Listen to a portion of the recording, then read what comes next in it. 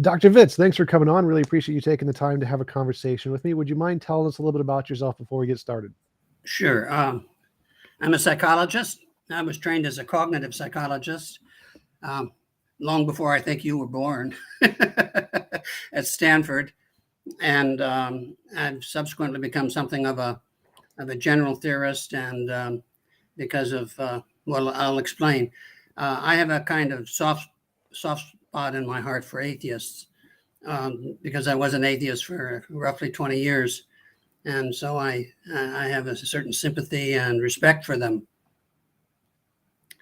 So I got my degree at graduate school, my doctorate.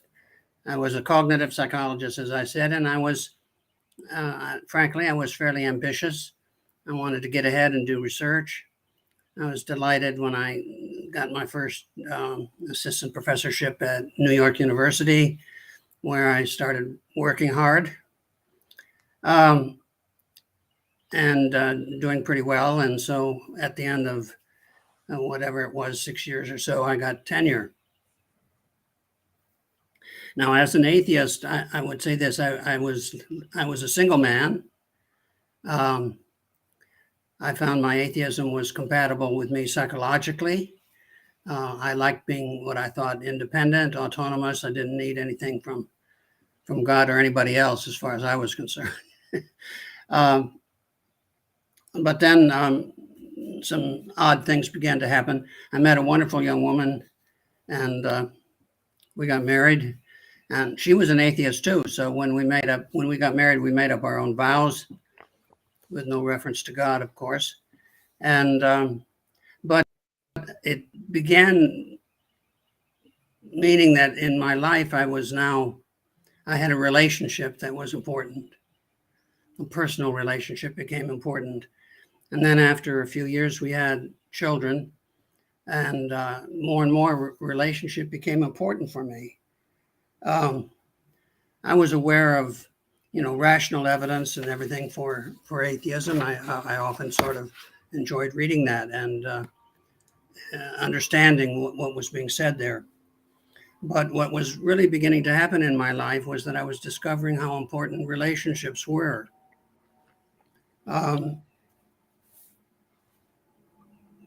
I had been, if you will, in my atheism, very focused on myself, very focused on just what I wanted, what made sense to me, my notion of being independent, being autonomous, being without any needs for others or anything outside of myself.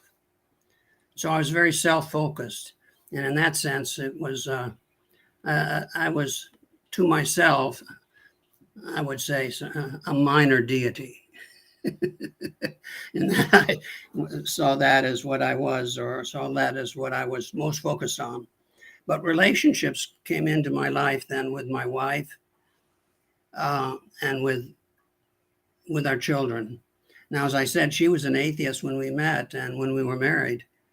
And I won't go into her story. She had a separate story, very different. But in any case, I began to wonder what I might mean as a person in terms of relationships as they became important for my children. And so I got more and more, they opened up a lot for me. They opened up a lot of previously sort of closed doors or windows or whatever you might say. I guess I turned out I had been afraid of commitment and relationships because of the possible loss of them. But these were right there in front of me, and it was either relate or not relate. And so I related, and it meant that I was growing in that sense.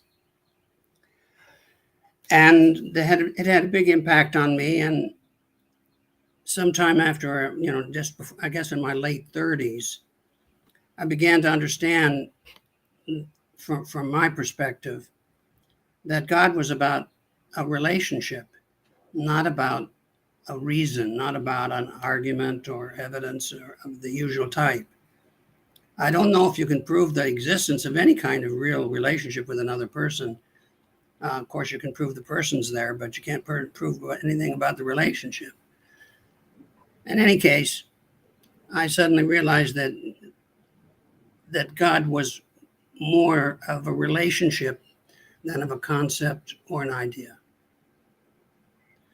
And as I began exploring that, I had a number of experiences that, much to my surprise and somewhat humbling, let me know that I was in such a relationship. And so from then on, as I understood it, my belief was one of a relationship that I could see every now and then exactly what was happening, and more often retrospectively see it. And it was not about abstract ideas or reasons. It was about, in many ways, it was about love. It was about loving God and loving others and discovering the richness of that for my life. And so now here I am, a former atheist with great respect for atheists. I think God said that he likes people hot or cold. He doesn't like them lukewarm. So I think atheists have a special, and then of course I'm giving you my interpretation, but I think that it means that atheists have very special interest for God, and special, I think his heart warms to them, especially, even if they don't know it or experience it. I've been aware, of course, of reason, and I've kept track a little bit of it, but I mean, some of the things like recently Stephen Meyer's book on the return of the God hypothesis, and an acquaintance of mine, a distant acquaintance of mine when I was at NYU, was Thomas Nagel. Nagel's a philosopher and an atheist too, by the way. And it doesn't make, and his point was that it's not obvious that simple materialism can work. He thinks there's more to it than that, but he doesn't think that there's, he doesn't come down for God, that's for sure. But he does think there's something about human consciousness that remains unexplainable from just matter. Anyway, that's all I can say in an introduction in a few minutes.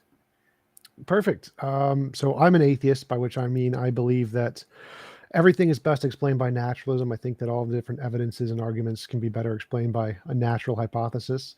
Right. So, for example, consciousness, I think that we don't have a solution for what consciousness is.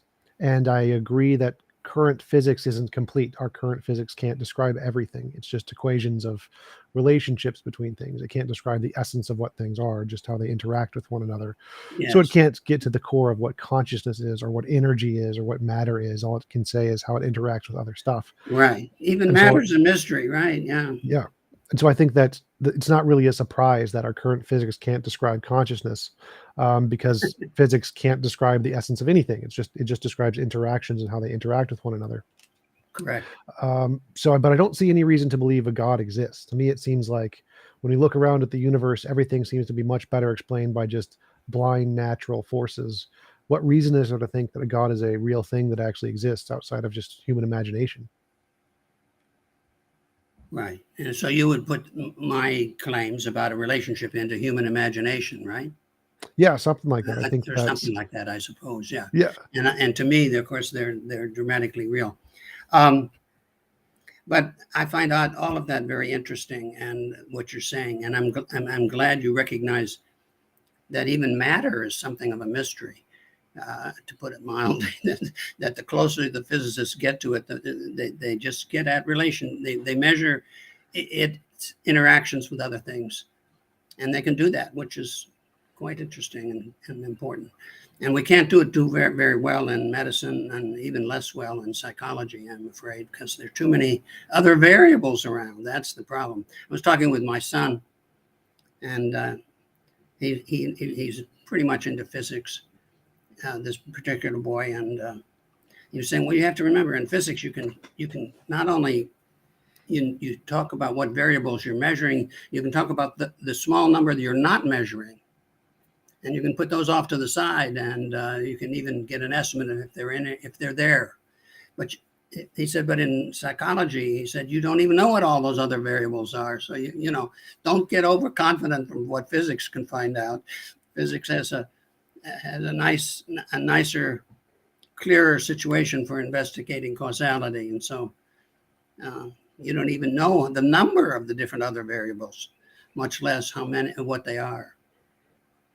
So I'm a little skeptical about psychology's causalities, but not all. I can't be a cognitive psychologist and completely skeptical on that. But that would make you a philosopher if you worked in the field. It would make me a philosopher, and you know, Mm. for my sins, I'm a psychologist. That's bad enough. Sorry to put it that way. Oh, I totally agree. All philosophers agree. Yeah. Don't ever get a degree in philosophy if you want a job. And what are you, Tom? Are you a physicist or a biologist or what? No, I specialize in philosophy. That's why it's easy to make fun of Oh, it. in philosophy. Oh, Yeah. That's why I'm a YouTuber. See, I have a real job. Oh, and philosophy. Well, by the way, I think philosophy is on a comeback curve. Oh yeah. Yeah. I think in general that a lot of the specific experimental evidence, certainly in physics, a lot of it has been identified along with the cosmological problems that arise with it. And let me put it this way: psychology has discovered philosophy, and that's something of a surprise. For a long time, with people like Skinner, all it was supposed to be was behavior and observation and whatever. So, and a very important psychologist some decades ago now, Martin Seligman, you probably know of him. He was president of the American Psychological Association, and he said psychology for the first 100 years spent most of its studying on our problems, our pathologies. And these, of course, often were cause and effect. But he said, I want to study what makes us flourish. So he discovered the virtues. And so now psychologists are studying the virtues. And can you learn a virtue? And if so, how and when and what age or what have you, or why you can't? Because some of my philosopher friends, particularly some of my Dominicans, they laughed when I said psychology had discovered the virtues. But I said, yeah, but you philosophers hadn't done much with them. You told us about them for 2,500 years, but you hadn't studied them. And some of you even told us we couldn't learn them. So anyway, but psychology, by discovering the virtues, has moved to the studying of what makes human beings flourish. And the argument is that it's through developing virtues that are found universally in cultures around the world. And they come out with the classic list of virtues ranging, from justice and prudence or wisdom and other things like that. But, if these psychologists admitted that actually, they're going to have to listen to philosophers now because of the nature of the virtues has something to do with philosophy, in fact. So I think that's a good sign for philosophy. Oh yeah, sure. I think that one of the most important areas of philosophy is moral realism. I'm a moral realist, so I think there is objective morality. And I think that's interesting. Good for you. Yeah, and I think that's one of the areas that philosophy can do better than the sciences, because science doesn't have a grasp on morality yet. And sure so doesn't. Understanding what the moral compass should look like that could benefit humanity and benefit well-being is a very important aspect of what philosophy does, one of the very few that it has a say over. Yes. And I think that all I can say is 2 thumbs up, because we need it. And to understand that there is more to reason and more to understanding than just raw empirical facts, that there is in the moral issues, there are truths that can be found by reason, and that not necessarily scientific methods may not work for you, but reason will work for you, and come to something that is true.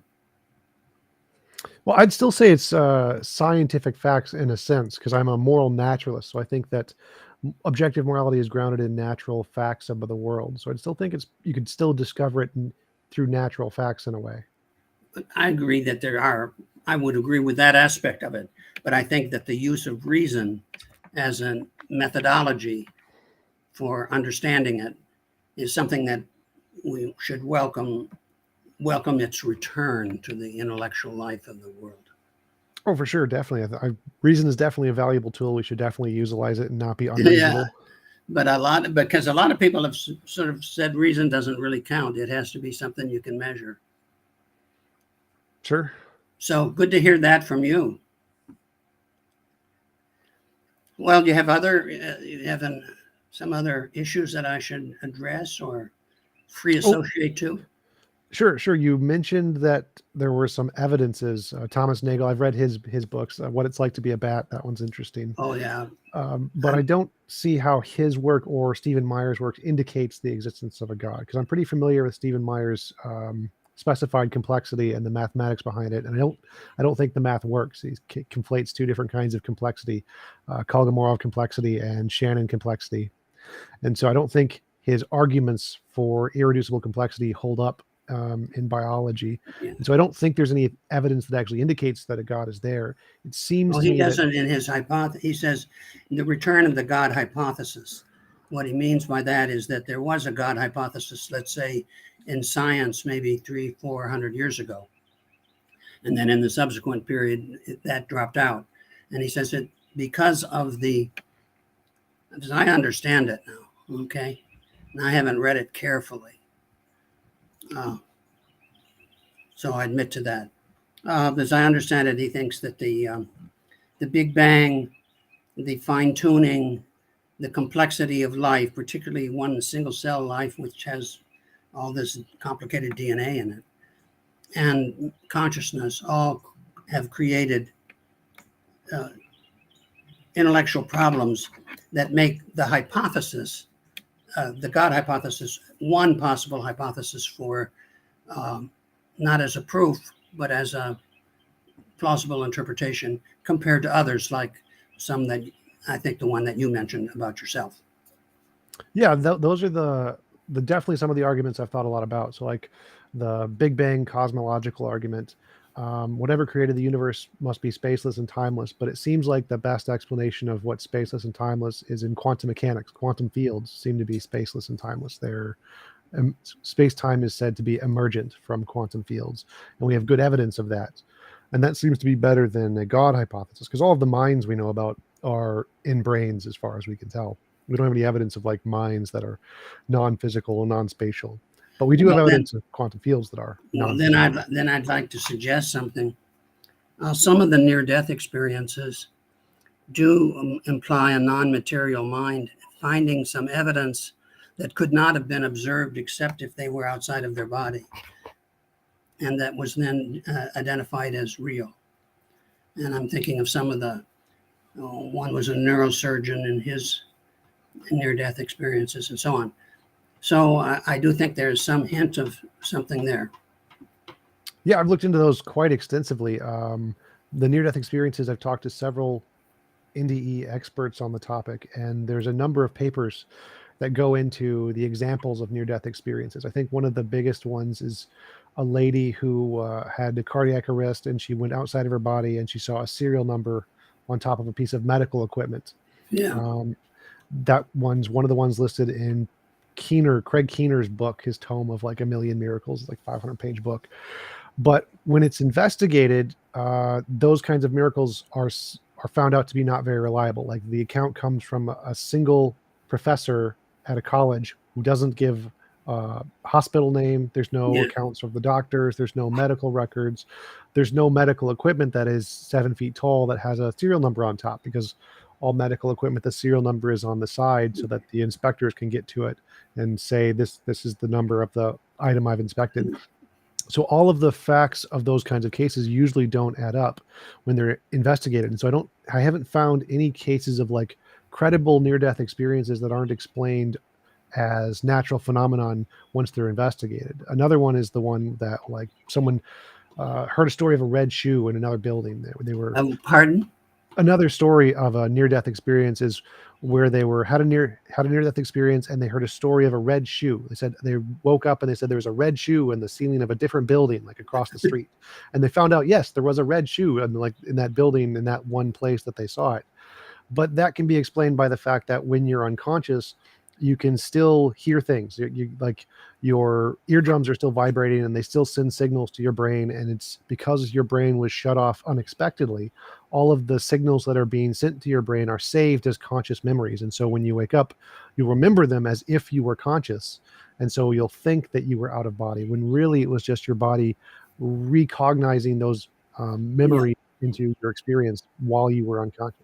Yeah. So it seems like all the NDEs that I found, none of them have been credibly shown to be anything that can't be explained by just normal natural phenomenon. Well, yeah, and I guess here I'm trying to think of the guy's name. He was a neuroscientist in Virginia who wrote a book about his experience. Alexander or something. I forget. Yes, Anyway. I know exactly what you're talking about because I had several conversations with experts on this topic.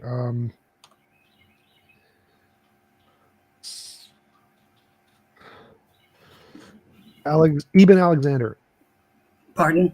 Ibn Alexander. Yes. Very good.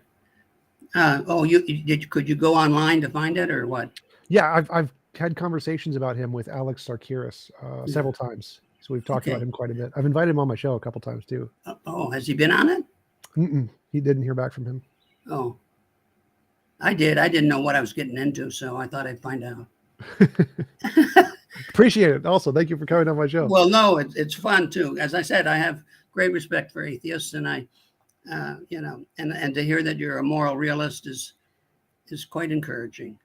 Yeah, actually, most philosophers are atheists. It's like 70% of philosophers, professional philosophers, are atheists, but like 65% are moral realists. So the vast majority of that's good to hear. I was afraid they might be all sort of relativists, but I think individual relativism is the one philosophical position that no philosopher has ever taken, because that means everything's up to each individual completely and morally, and that's absurd. Well, there's some crazy philosophers out there. I know there's one that was a solipsist, so he thought his mind was the only thing that existed. And the class was like, we got to take really good care of Professor so-and-so, because if he goes, we all go. We all go. Yeah. Well, you know that joke about Descartes, don't you? Which one? Well, this is the one, Descartes he had a long day and heavy work. And so he comes down to the bar, into the tavern, and he orders a beer and talks with his friends. And, time goes on. He finishes his beer, orders another one. There's another beer, talking with his friends, and so on and so forth. Finally, he finishes his second beer. And then the waiter comes up and said, would you like a third beer? And he said, and Descartes said, I think not, and disappeared. Anyway, there are not many philosophy jokes, but Yep. Anyway, I think not, and he disappeared. Definitely.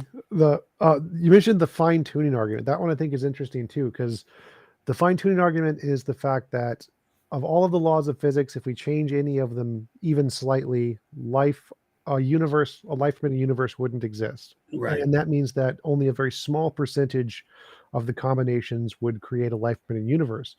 But for each possible kind of way the universe could be, there's a possible God who might want that universe. So maybe there's a God who would want a universe of only puppies or only black holes or only hydrogen atoms. And so the spectrum of possible gods who would create a life-permitting universe is exactly the same as the possible number of universes that are life-permitting. And so to have a God who would create a life-permitting universe, it must be equally as fine-tuned as the universe itself. And so saying God solves the fine-tuning problem doesn't actually seem to solve it. It just kicks the can down the road. And it's the same probabilistic issue with the spectrum of possible gods. Well, yeah, but that's quite a funny hypothesis that there are a whole bunch of gods as the answer to God. Well, yeah, but that's kind of the same thing with the universe. It's like you can Yeah, imagine the different ways, but we don't know of any different ways. We just know of the right. one way.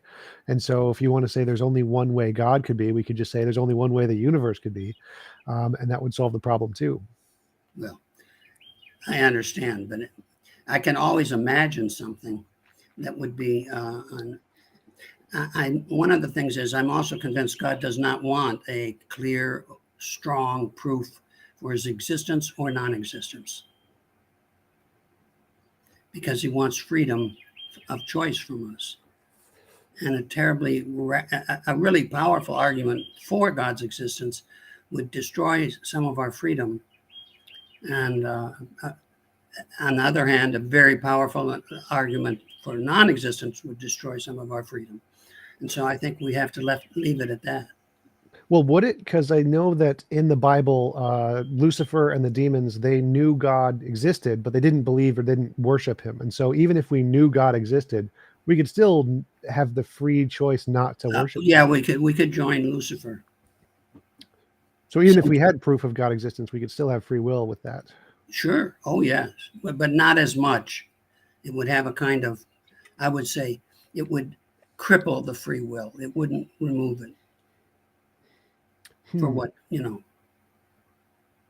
Well, I think like my perspective is that I don't think we have free will. I don't understand if free will could be possible. But even if we could have it, Yes. it seems like we could have a better world, a more moral world than the world that we have around us. So like God could have given us free will and said, I'll give you the option to go to this world of Earth with all of the sin and suffering and things, or you can choose to opt out of Earth and go to like your own universe. I'll just design one based on your specifications and you can just go Yeah. there.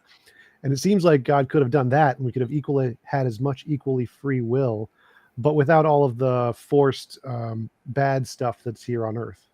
Well, that has to do with the whole issue of suffering and how to cope with that. And so I don't want to get into all of that if you don't mind. Okay. I could give a response, but and one of our problems is, of course, from a theistic point of view, we don't know what the end of the story is. We don't know what happens when we die. I mean, from the theological point of view.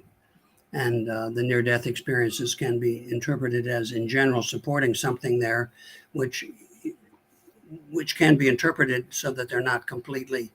I agree. You can give the interpretation you have, but you can also give the interpretation that is given by many other people as well. That's an interpretation of what seems to be some kind of evidence, which some believe is not perfectly clear and it could be all natural. And some believe that once they've had the experience is totally natural from the beginning. So when I have a natural experience of God in my life, it's as real as anything that ever happens to me. Well, do you think people in psychology, we know people have experiences of imaginary friends who they think are real. Like there's the one from Oliver Sacks that I remember very clearly. It's the one where Yeah. people see miniature people, like they see like 3 foot tall people. Like that's where the origin of leprechauns came from. People Yeah. have these like visions and personal experiences that are fake. So how would you tell the difference between a personal experience that is a result of our misfiring psychology as opposed to it being real? Well, I would say it has to do with by the fruit you shall know it. What are the consequences of it? And for your life and for those around you. And that's the only way to tell. There is no absolute principle there that would allow you to say, "Oh yeah, this is one of the fakes. This is one of the real ones." Um, you can't tell that with a lot of things that you're looking at, whether it's truly real or whether it's in some way. You have to test it. You have to touch it, taste it, smell it. Oh, it's virtual. It's not. You're virtual. You look pretty real, but and I assume you are in your studio, but you know So I don't think there is except by the fruits of things you know whether they are real or not. It's like, how do you know somebody really loves you? Or are they just trying to get close to you so they can bonk you on the head when you're asleep? Anyway, by the fruits you shall know them. Well, to me, I think like the fruits, because you can have a delusion or something and have it give positive fruits. Like people have that all the time. People have imaginary friends when they're kids, and it gives them comfort. And so I don't see how it being having a positive consequence would indicate that it's more likely to be true in that sense, because it seems like there are lots of delusions that had positive consequences. It seems like Well, I'm not saying just positive. I'm saying the fruits of it.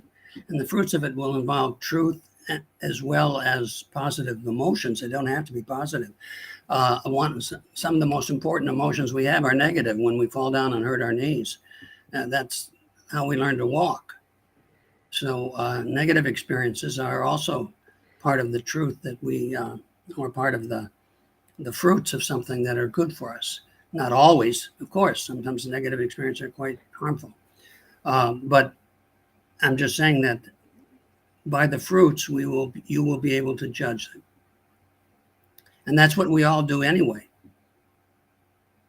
I'm not sure what you mean there, because like there's many delusions that have both positive and negative consequences, like the type 1 and type 2 errors, where people used to see a rustle in the bushes and they would think it was a lion and run away and they would survive. And the people who thought it might be the wind didn't run away and they got eaten by the lion. And Yeah. so the people who always thought it was a lion survived and reproduced more. And so we all have this hyperactive agency detection system, which causes us to think there's agency behind things, even when there isn't, because it causing fear in us saved more people's lives.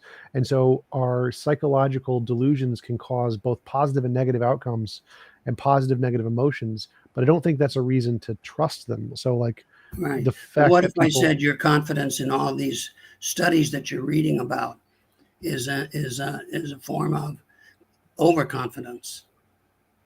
it's possible, but my standard is what I think. I start with the cogito. You mentioned Descartes. I think, therefore I am. And then I go from that there's some difference between my imagination and my reality. When I imagine a unicorn, I don't see a unicorn in front of me. So there's some difference between these two things. Yeah. And then I need some method to differentiate between those two things.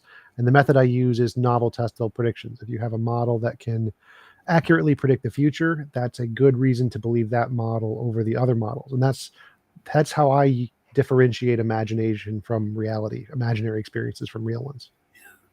Well, so I could say I could, when I've had what I would consider interpersonal interactions with our Lord, that that allows me to understand my own future and predict what would happen, and depending on what I did with my life, and that gives me a truthful answer to it. Which is what I get when I talk to other, in a different way, of course, to other people. If they tell me the truth and I get used to it and it helps me, you learn to know that. Um, uh, I like you, or I don't like you because it would be because I felt somehow or other they weren't contributing to the truthfulness, to the validity of the of a positive life that I was trying to live. Sure, I would agree with that. I would say that if belief in God gave you the ability to predict the future, then that would be a good reason to believe it. But I don't see how it does. I don't see, like, obviously if you die and you go to heaven, that's really good evidence. That's a Yeah, successful prediction. we can't know that. And that's the problem, isn't it? Yeah. But I don't see how belief in God or a God religious kind of ideology has ever been able to successfully predict things kind of like science does. Science is very good at making predictions, but I don't see how religion can do something comparable. Well, I'm not talking about prediction in the usual sense. I'm talking about providing a rationale that when one lives by it, uh, it expresses the truth in your life. A lot of what we mean by truth, the original notion of truth, most people think today of truth as sort of like a truth table. like in reason. But the original reason of truth, the only thing that was originally true was a person. Or sometimes you might say a bell rang true or something like that. But true wasn't applied to statements until maybe 1600 or something. And truth is related to, plighting your troth. It's relating to belief is related to believed. I mean, all of these things are related to relationship. A person is true, and that means a relationship is true or not. And so I'm just trying to say that that's one of the ways in which truth can be understood, and it's a classic way that has been essentially, you don't want to get me started, but what I'm trying to say is that we have what I call a movement from the analog to the digital. And I call it the analog to digital progression. And it's a movement from the right hemisphere to the left hemisphere. And I would suggest, I assume you know of this guy, Ian McGilchrist. I think I've heard of him, yeah. Well, he's written he has a very important book.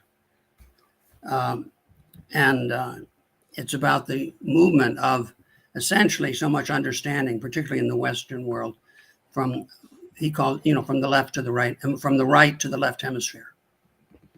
And he's talking about some of the consequences of this. And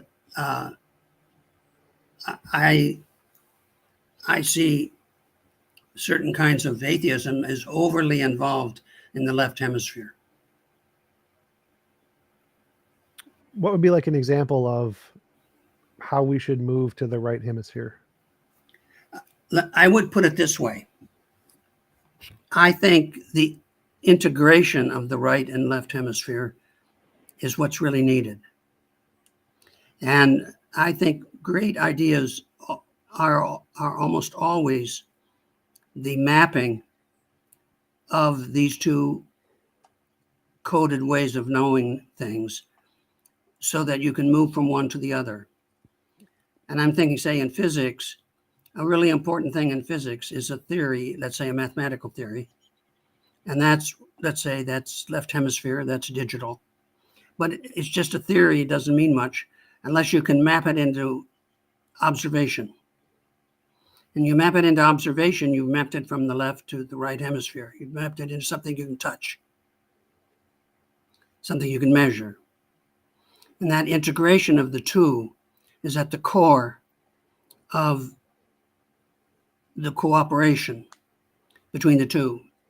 And that if you go to either one by extremes, you cause big trouble. I don't want to go into the right hemisphere. If you go completely into the right hemisphere, you become a kind of, I'm being oversimplified now, but a total right hemisphere, you become a kind of racist fascist. If you become totally left hemisphere, you become a relativist digitalizer in which all differences are your enemy. The left hemisphere hates differences. The right hemisphere loves them and valorizes them. And what you need is the integration of the two where they cooperate, which keeps the errors of each of the other from being dominant. And science does this wonderfully. I think there's a beautiful sense in which science is the integration of the two hemispheres and of the two codes. But I would also say I think this happens in the case of beauty in the arts or in music, that what you're doing is finding a way to connect and abstract to a concrete expression. And when you find that way to do it, that's where you find the greatest insights and truth. And that's how you keep away from the errors of being one extreme or the other. I've had to say something very shortly that it takes a lot more time, but. Yeah. So you mentioned truth as a way you live your life and recognizing truth as the fruits of how you do that. Would that mean that everyone can have their own truth of the way they live by? Like, so Hindus have their truth and Muslims have their truth, Christians have their truth, Buddhists have their truth. is there a reason to think that one of those truths is better than the other truths or more likely to correspond to reality? I would say yes, but I don't want to get into that debate. I mean, it's another long wooga wooga. And It's a technical term, wooga wooga. what? Oh, yeah, That's the technical term. it's a technical term. I use it anyway. I have two technical terms that I use in the family, and one is ugga bugga, and the other is wooga wooga. But and you know, I've thought a lot about this issue, and why one particular truth can be better, but not necessarily would it be wise that everybody had it. What do you mean? Well, what I sort of mean is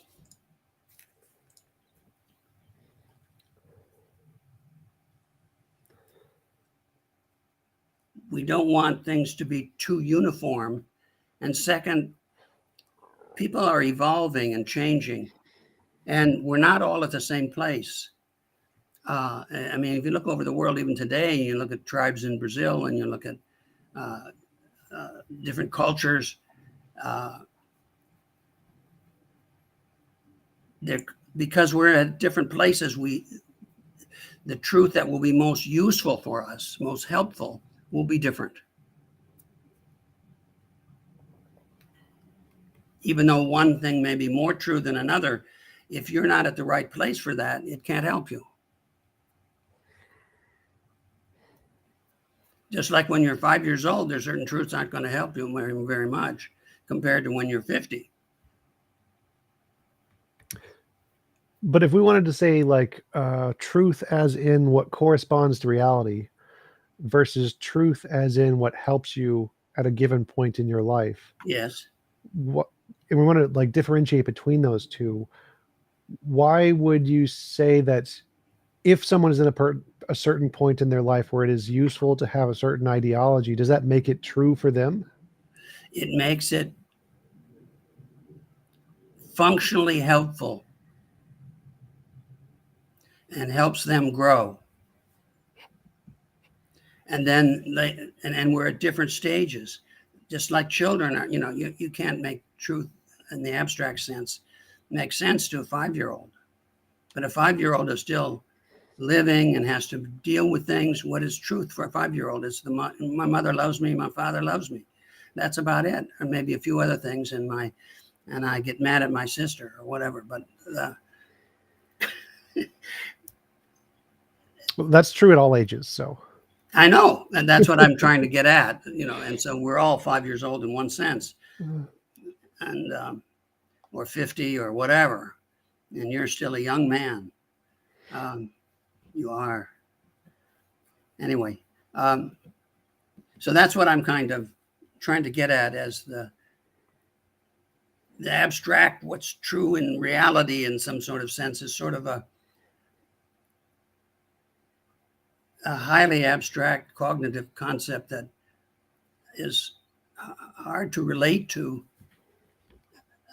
when you're faced with, you know, living. Sure. But for some people, do you think they value one more than the other? That could be. Certainly, I think that's true. Some people look, most athletes value the truth of the physical world more than most people. Being able to cope with the physical world as an athlete is a great accomplishment. I can't do it. I'm too old and decrepit. But, you know, even when I was young, I couldn't do it that well. And there are other people who think that the most important truths are artistic or musical. And others think they're intellectual or mathematical. Anyway, I'm getting close to having to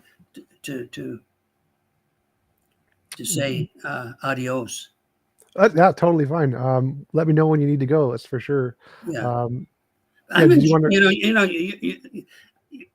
I find you a very Tom, I'm so pleased to have met you. And if you're an atheist, God bless you. Even if you don't believe you're getting a blessing, I think. Thank you. I've enjoyed talking to you as well. Thank you for coming on. I really appreciate it. Yeah, I definitely want to be respectful of your time. So if you want to wrap up there, that's totally Yeah, okay. I do have to wrap up if you don't mind. Sure, no problem. Thanks for coming on. I really appreciate it. And talk to you later. Righto.